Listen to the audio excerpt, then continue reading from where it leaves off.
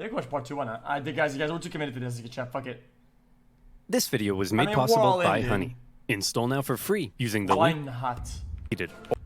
After the Third and Fourth Coalition Wars, Napoleon had decisively defeated all 3 of his main rivals on the continent, and he was now undoubtedly the master of Europe.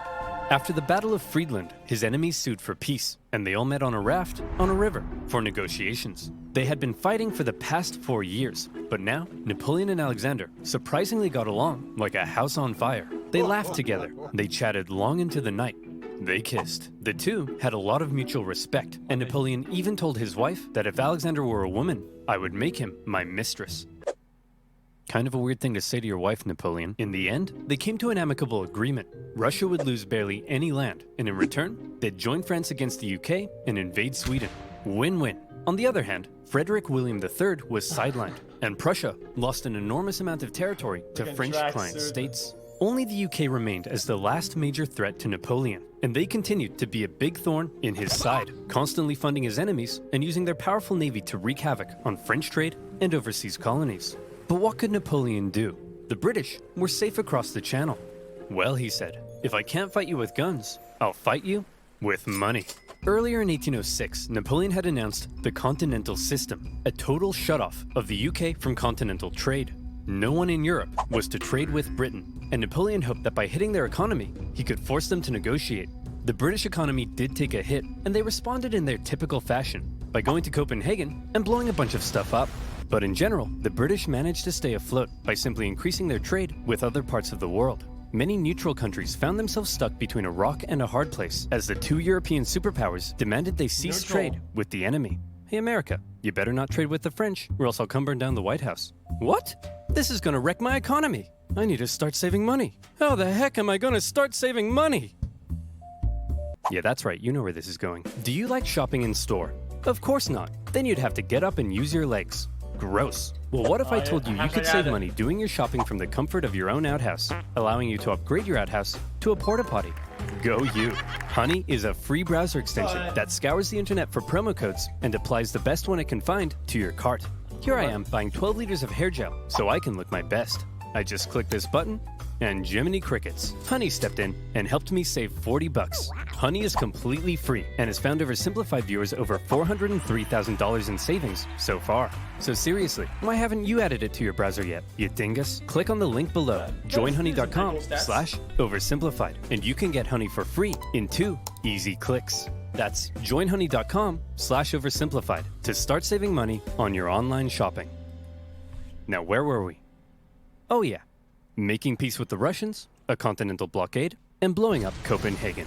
Sick of being blown up for doing almost nothing, and under significant pressure from Napoleon, the Danish officially sided with France.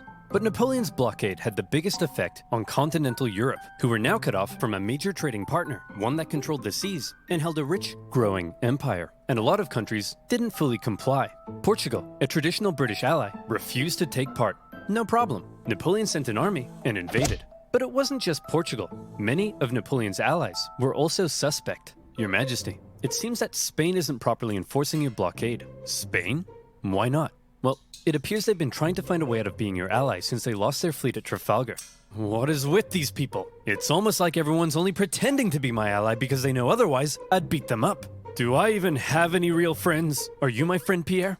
Say yes or I'll slap you. Napoleon had come to mistrust his ally to the south, and in particular, Napoleon thought the Spanish royal family were an incompetent mess. All right, Carlos, you've got to get it together. How can I trust you when all you do is go hunting? Meanwhile, you let this ambitious nobody who dislikes me run the country. And you seem to be the only person in the universe who doesn't realize he's boinking your wife. And what's worse...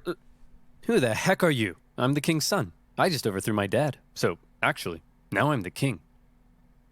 You people are the biggest cluster of shameless, narcissistic idiots and all around just the worst people I've ever met. Says him. Here, have a Kid's Choice Award. French forces, many having conveniently already entered Spain to invade Portugal, occupied Spanish forts, and Napoleon invited the Spanish royals to France to help mediate their differences. All right, we're here with the royal family of Spain. So, Fernando, you've been accused of plotting against your father and vying for the Spanish throne. What do you have to say for yourself? Well, Napoleon, I just think great. Well, I've got the test results right here. Fernando, in the case of the Spanish throne, you are not the king. And Carlos, you are also not the king. I'm the king! Actually, Napoleon made his brother the king, but for all intents and purposes, Spain was now his puppet. He expected the Spanish people to be over the moon at the removal of their unpopular royal family. Imagine his surprise when it turned out that people don't really like to be subjugated by a foreign power, least of all one who had previously attacked the Catholic Church. And so the people of Spain revolted. Brutal fighting broke out as bands of armed Spaniards ambushed French troops across the kingdom, and vicious atrocities were committed on both sides. In addition to fighting the regular Spanish and Portuguese forces, the French had to contend with tens of thousands of guerrilla fighters throughout the Spanish countryside. The British even took the opportunity to land an army led by the future Duke of Wellington. And now, British forces were defeating French ones on land. Napoleon briefly went to Spain in person, and he did drive back the Allied armies, but before long, his attention was needed elsewhere. The whole thing became a nightmare for the emperor. He excelled at traditional warfare, but this was something more akin to Napoleon's Vietnam. The whole conflict would keep hundreds of thousands of French soldiers and resources bogged down for years. Napoleon was never able to break the will of the Spanish people, and this problem weakened his position in Europe. Hey, Francis. Want to go to war with Napoleon again? Oh, I don't know, Britain. He's already whomped me 3 times. I'll give you £1 bazillion. Well, okay. Seeing that Napoleon was now caught up in Spain, and with some British funding, Austria decided maybe, just maybe, this time, they'd have a chance. So did they? No. Napoleon defeated them in just 4 months. It was quick, but it wasn't exactly easy. The Austrians had been watching Napoleon and learning, and they had made some reforms, while Napoleon, after years of war, was increasingly having to rely on inexperienced conscripts. So this time, the Austrians gave him a run for his money. The Fifth Coalition saw some of the bloodiest battles to date, including Napoleon's first major defeat, and when he did finally defeat the Austrians at the Battle of Wagram, it was a very costly victory. Still, Napoleon had yet again kicked Francis's butt, and as part of the peace terms, Austria lost a bunch more land. Not long after, however, Napoleon and Francis came to another agreement. It was decided that Napoleon would marry Francis's young daughter. But wait, doesn't Napoleon already have a wife? Well, yes, he did. Josephine and Napoleon had become quite fond of one another, but now that Napoleon was playing the monarch game, he needed a male heir, and his aging wife wasn't giving him one. So it was out with the old and in with the new. At least he didn't behead anyone. For Austria, they felt that if Napoleon was going to keep on winning, they may as well be on his side. So through the marriage, Napoleon got an alliance with Austria and a beautiful baby potato.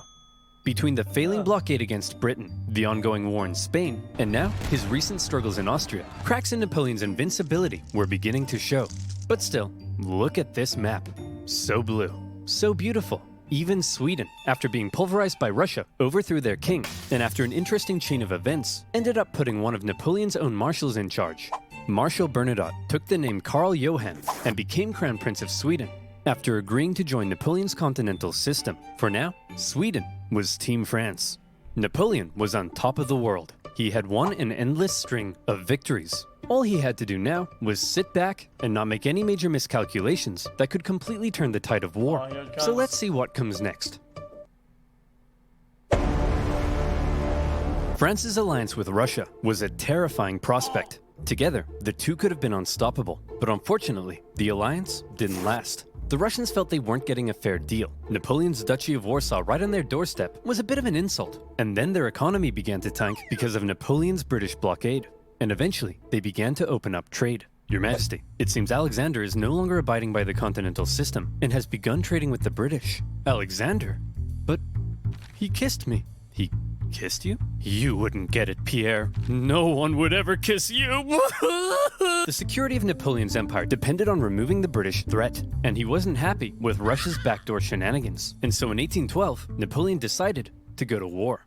He gathered together the most massive army Europe had ever seen, made up of troops from every corner of his empire, and he prepared to invade. Okay, it looks like Napoleon's coming for us. Generals, I need ideas. We could stand and fight. No, that's stupid. You're stupid. We could run away. You You're a star. You'll remember Napoleon's tactics relied on astonishing speed to outmaneuver his enemy and force a quick, decisive battle. Well, I've got 2 words for you.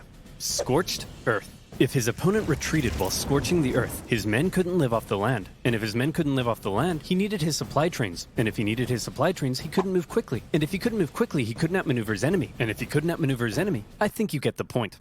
Napoleon launched his invasion and hoped for a quick battle, but all he could do was try to catch the retreating Russians while moving deeper and deeper into hostile territory. As he went, the horribly hot summer devastated his army. His men died of heat, exhaustion, and disease. Supplies began to run out, and his men began to starve. Many deserted, and still the Russians continued to retreat. Numerous times Napoleon considered turning back, but that little voice in his head kept on telling him, keep going, just a little further. And don't worry, you're definitely average height for the time. He nearly caught the Russians at Smolensk, but it was his birthday, so he had a party instead.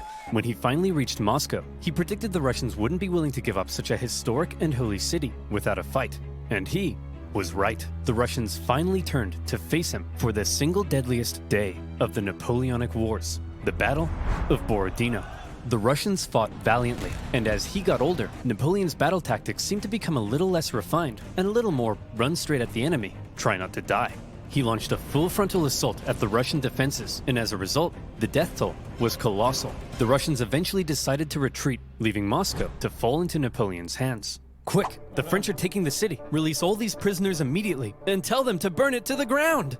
Well, well, Jimmy the Arsonist, you are not going to believe your luck. Moscow went up in flames, and as Napoleon entered, it became very clear his army wouldn't be able to stay there very long. But he had just defeated the Russian army and taken their most beloved city. In his mind, he had won. So he sent Tsar Alexander in St. Petersburg a letter. Your Imperial Majesty, Napoleon requests your surrender. How shall I respond? You shan't, Dmitri. Ever? Ever. But, Your Majesty, it will be winter soon. The French forces are stuck 500 miles into Russian territory with dwindling supplies. If we don't say anything, well, then they'll all die. Oh! After waiting for a response for about a month, the first snow of winter began to fall, and Napoleon sensed the catastrophe that was about to unfold. He decided their only choice now was to get out. And that's when it happened.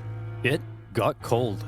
Stupid cold. His glorious invasion had just become a race for survival. As the Russians realized the French were fleeing for their lives, they began to close in on their supply line. Men froze to death, their horses as well. Jeez, there was starvation and disease. The injured and dying could only be left by the side of the road, as it was too slow to try to carry them. And all along the way, the dreaded Russian Cossacks stalked the bleeding French army, and every now and then swept in for a quick attack. Napoleon, fearing capture, kept a vial of poison around his neck. At one point, the Russian armies nearly trapped him against the Berezina River, but a little Napoleon cleverness gave him the old Geoffrey juke, tricking them into thinking he was going south and then escaping across rapidly built pontoon bridges to the north. When the Russians realized where he was and began to close in, the French burned the bridges before everyone could cross. Hundreds drowned, and thousands were captured. At this point, Napoleon got wind of plots against him forming in Paris, so he abandoned his men and went back to France. Again. The remaining French stragglers made it across the border. It's been estimated over 600,000 men went into Russia. Less than 100,000 returned. Napoleon was now in a very precarious situation. His army had just been obliterated, and the other European leaders smelled blood. Here was an opportunity to take advantage of a weakened Napoleon, regain territory and influence, and liberate Europe from his dirty French paws. And so they began to turn. Prussia soon broke their alliance and switched sides, while Austria declared neutrality. Even Sweden, led by one of Napoleon's old marshals, joined the Allies, partly due to Napoleon's earlier invasion of Swedish Pomerania. The War of the Sixth Coalition had begun. The coalition forces had been reforming their armies, and they were now much better. And the UK had also significantly amped up its financial aid to its continental allies. Their armies quickly advanced through Poland and into Germany. In Paris, Napoleon was understandably freaking out. He needed to put together a new army fast, and he I don't get it though. So what is nobody... continental allies. That's being sensitive, but why did nobody ever invade the British, dude? It's because they're on like an island or something? Their armies quickly advanced through Poland and into Germany. In Paris, Napoleon was understandably freaking out. He needed to put together a new army fast, and he called up over 100,000 new conscripts, mostly teenagers. He also put his factories into overdrive. And he was dude. like, you. Dude, that's kind of broken, dude. You're on an island. You know, dude, your specialty is the water. The people can't do anything. It's just broken. Make more rifles. You. Build new cannons. You. Make more horses. I don't make horses. Then who makes horses? World battles are kind of boring. This is just bad. Horses make horses. Explain how. Well, when a daddy horse and a mommy horse love each other very much. Yes, go on. Well, then the daddy horse... I'm sorry, Napoleon. You're 43. I thought you'd know this stuff. Don't touch me. I'm gonna be sick. As it turned out, Napoleon's lack of horses would take the biggest toll on his army, since his tactics relied on speed, maneuverability, and destruction. When he took the fight to the Allies in 1813, he did defeat them and sent them running. But lacking cavalry, he was unable to effectively pursue and destroy. He needed horses. For the Allies, being defeated in battle by a man whose army was now full of inexperienced conscripts was concerning. So both sides were like, hold up, time out.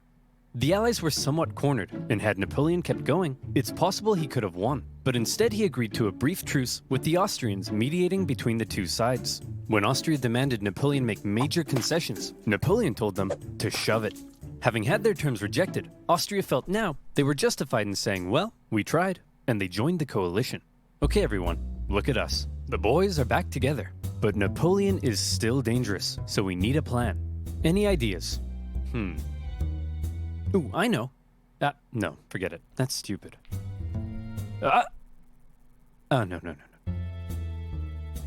I've got it!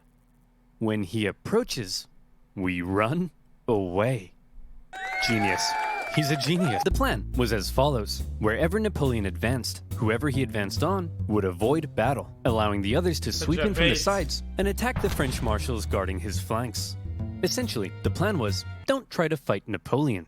And this plan worked tremendously. The Allies scored a number of victories that saw Napoleon move back to the city of Leipzig, where he would make one last major stand as the Allied armies converged in on him from all sides. The stage was set for the biggest and bloodiest battle of the Napoleonic Wars, the Battle of Leipzig.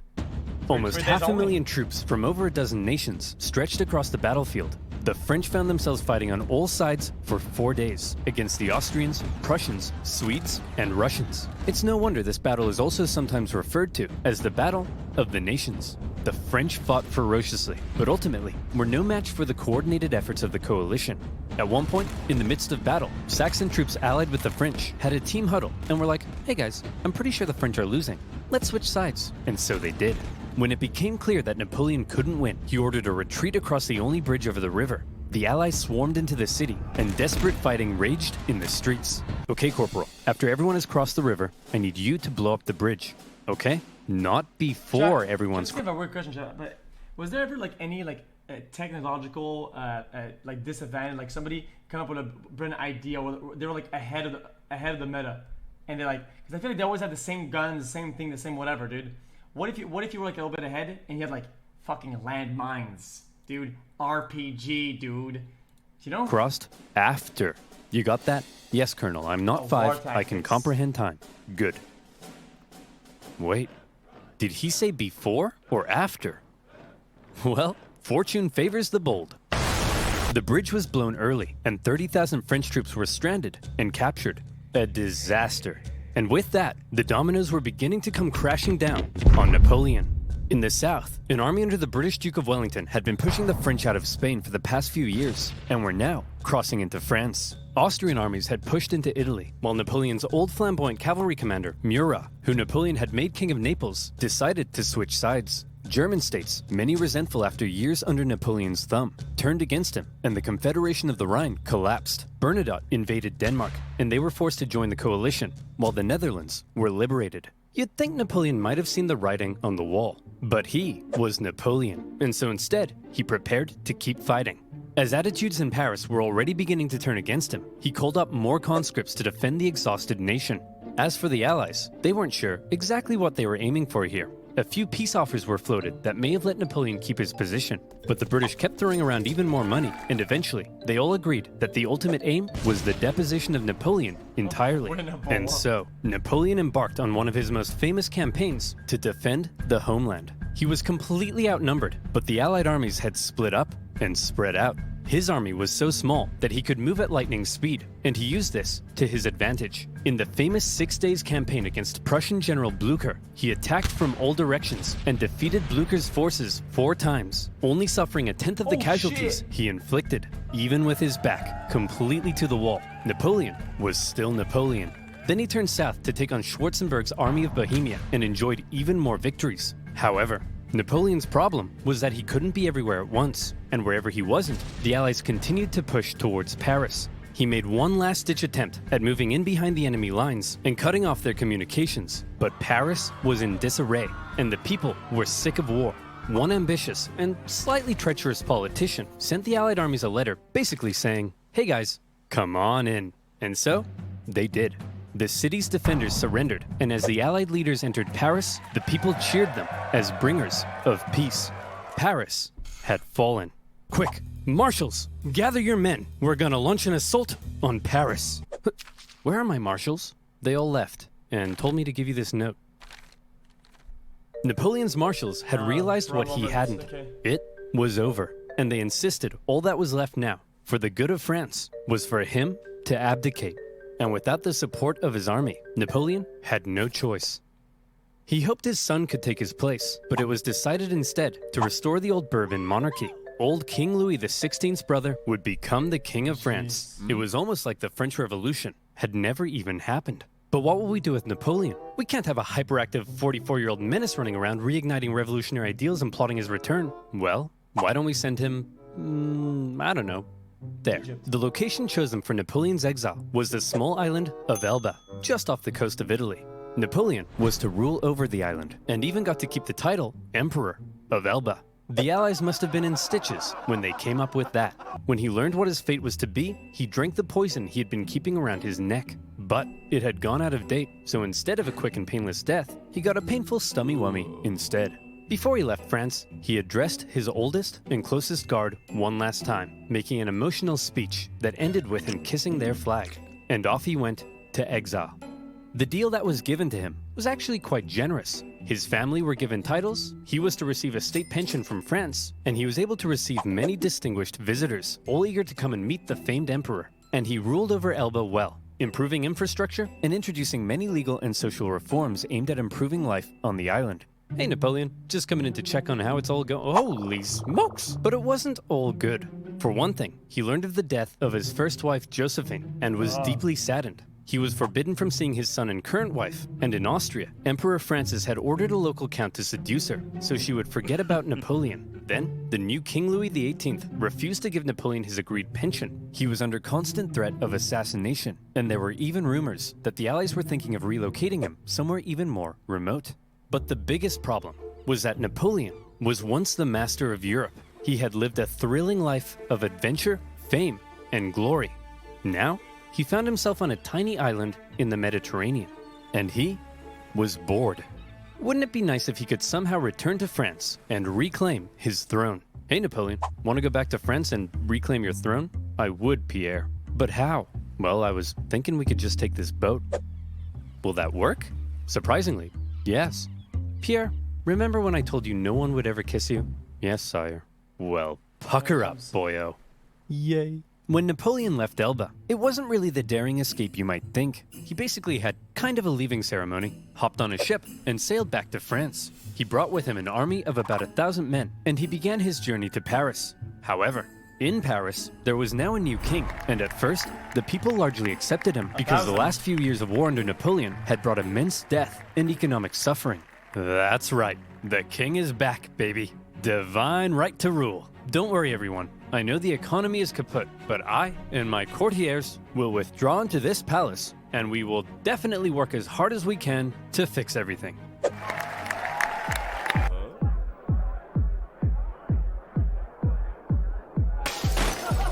Oh yeah, that's why we got rid of the king. As the Bourbon monarchy began to look more and more like a return to the past, and the returning nobility seemed hell-bent on regaining their lost privileges, the people weren't too happy.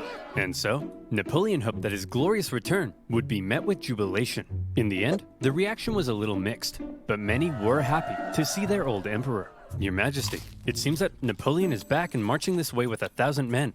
That guy? No problem. I have hundreds of thousands of men. send them to arrest him.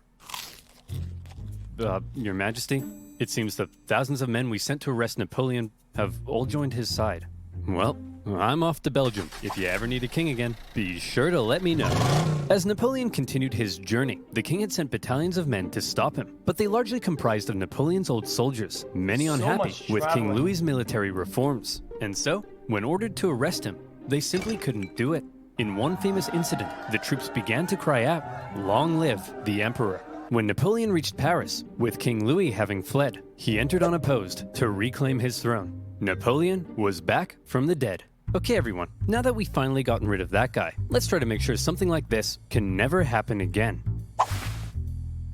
What's that doing there? Hey fellow monarchs!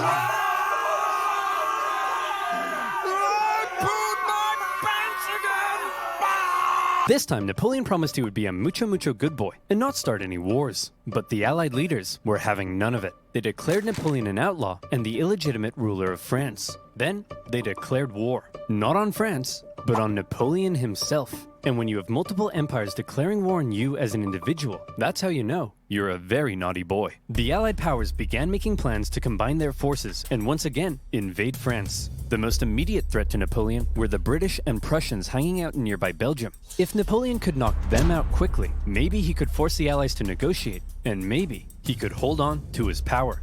Together, the two armies to the north outnumbered him, so he made a plan to divide them and take them on separately. Historians debate how much of a chance Napoleon had here, but this same strategy of dividing and conquering had worked for him multiple times. He marched north with 125,000 men and took on the Allies in a number of initial engagements, defeating the Prussians before turning to take on the British. But to Napoleon's dismay, miscommunication and hesitation among his marshals allowed both enemy armies to retreat, and crucially, rather than fleeing east, the Prussians moved north, where they could remain in contact with the British. Napoleon sent a force to hold off the Prussians as he moved in on the British, now holding a defensive position at Waterloo. Prussian General Blücher sent word that he would come to Wellington's aid if he could just hold off the French for long enough. Napoleon had to defeat Wellington before the Prussian army could arrive in force, and it was close. The British held the high ground and a number of key defensive buildings across the battlefield. After waiting some hours he didn't have for the ground to dry, Napoleon sent men to assault the Hougoumont farm, but the British-German garrison there held out. French Marshal Ney launched a number of miscalculated cavalry charges at the British lines. The British formed defensive square formations, and they tore the French cavalry to shreds, while one guy chose the absolute worst time to go on a bender. The French did manage to capture a farmhouse directly in front of the British line, and from there, they unleashed artillery hellfire on the British square formations. And as Napoleon sent his Imperial Guard in to finish the British off, a nervous Wellington knew his lines were at breaking point. But the Prussians had earlier begun to arrive, and now they were arriving in large numbers. And after the British held out and sent the French Imperial Guard running, the French lines panicked, fearing they had been encircled, and they began to flee. The Battle of Waterloo was an Allied victory. And with that, Napoleon's hopes of returning to glory were vanquished. He knew he was defeated. He went to the British and said, "Can I please have a house near London?" And the British replied, "No." Instead, to make sure Napoleon was put away once and for all, they sent him to one of the most isolated and remote places they could think of. A tiny island in the Atlantic Ocean, St. Helena. Here, a deeply isolated and depressed Emperor Napoleon would live the remaining years of his life. His house was a wooden bungalow, not exactly on par with the Tuileries Palace. Much to his frustration, his captors referred to him as General, rather than calling him Emperor. His mail was censored, his visitors were vetted. There was almost no way he could escape such an isolated island. But just to be sure, he was guarded by 2,000 British soldiers and 2 ships that circled the island 24 hours a day. He had once been the most powerful man alive, and images of the victorious Napoleon depict a strong leader, hand firmly in jacket. Depictions of Napoleon on St. Helena show a disheveled old man, hand firmly in pants. He had lost everything. And by the way, he was only 46, so maybe it's about time you know what? You're doing all right, kid. Napoleon fought one last battle while on the island. The battle for his reputation. He spent hours writing his memoirs, espousing his achievements, recording his greatness, and turning himself and his story into a phenomenal legend. And in this battle, he certainly succeeded. His mark on history cannot be denied. After his defeat, the European monarchs had got to work restoring Europe to its traditional balance and reasserting their dominance. But after Napoleon had spread the influence of the French Revolution, these returning monarchs would have a difficult time regaining their absolute control. France returned to the rule of the Bourbons, but it would go on to stage another revolution, and then another one. Reaction to Napoleon's rule in places like Germany and Italy propelled forward the ideas and feelings of modern unity and nationalism, and his Napoleonic Code still remains the basis of law in various modern countries. The modern world owes a lot to Napoleon's legacy. He remains statistically possibly the greatest military general in history, and his revolutionary military tactics changed the face of warfare. He was the last truly great leader to both lead his armies in battle while retaining total political control over a vast empire. There's still hope for Joe Biden, but the man remains somewhat of an enigma, and we still aren't sure exactly what to make of him in some regards. Was he the champion of the French Revolution, spreading equality wherever he went, or did he betray it by making himself an absolute monarch and restricting certain liberties? Was he an ambitious and aggressive conqueror, hell-bent on bringing Europe to its knees? Or was he simply defending himself against an aggressive Europe, hell-bent on reducing his power? Some things will continue to be debated. Napoleon died at the age of 51, officially of stomach cancer, but some believe he may have been poisoned. The British buried him in a tin coffin inside a mahogany coffin, inside a lead coffin, inside another mahogany coffin. I guess this time, they wanted to make sure he stayed where they put him. In 1840, his remains were moved to Paris, where they now rest under the dome of Les Invalides. The man from humble origins, with huge ambition, ruthless determination, immaculate skill on the battlefield, and a hefty dose of luck, who was determined to make his mark on history, did just that.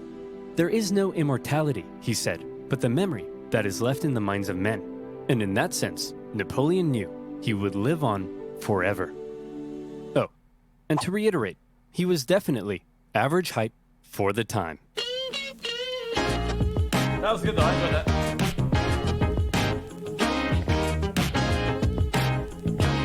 That was a good video, man, I enjoyed it.